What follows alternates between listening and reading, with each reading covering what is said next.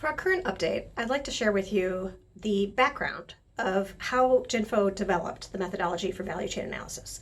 This is something I'm often asked when I start to work with clients or when they simply see some of the material. They really want to know, where did this come from? How did you develop this? So I'm going to tell you the story. I have been in this field for almost 20 years, as many of the people who we work with also have been.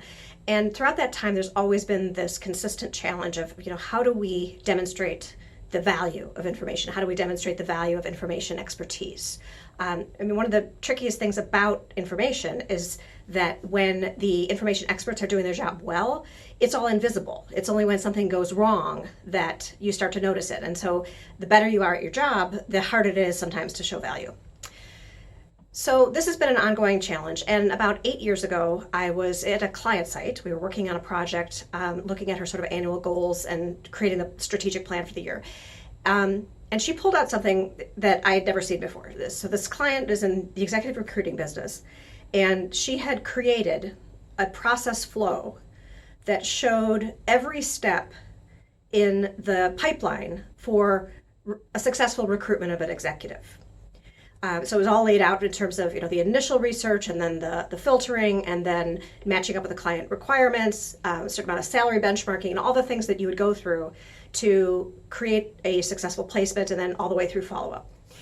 She had a requirement from her stakeholders that they wanted to shorten that time frame, that they were going to be more profitable if they could shorten the time frame of that pipeline.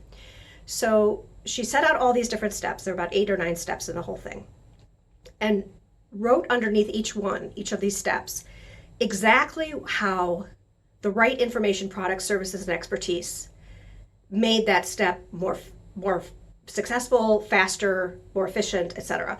So she took all the things that they were already doing, like making lead lists and doing salary benchmarking, but she aligned it directly with what the stakeholders have already said. This is what we're trying to do. And in fact, with a strategic goal that they had.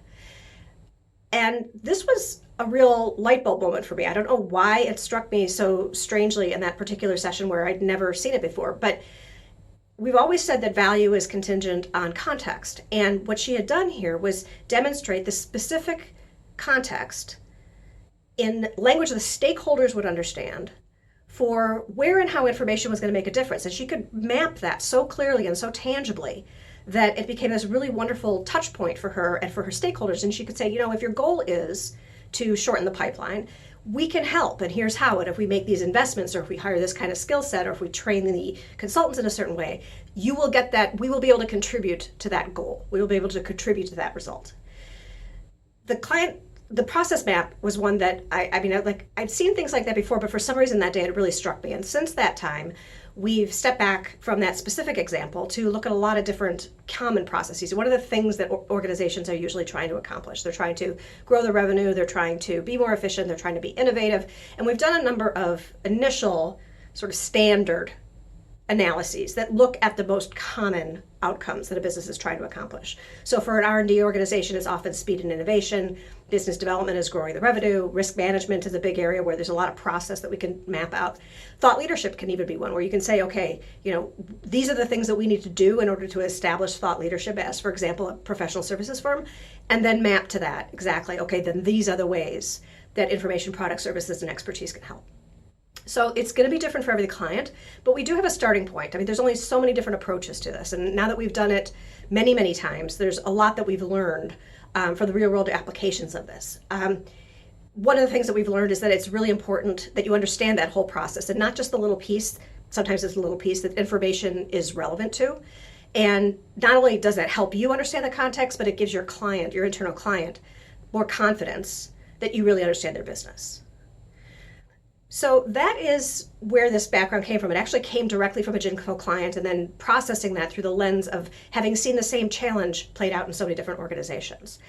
Now, we really love having this conversation with organizations about, what is it your business is trying to accomplish, and helping you learn how to map out that entire process, whatever it might look like in your organization.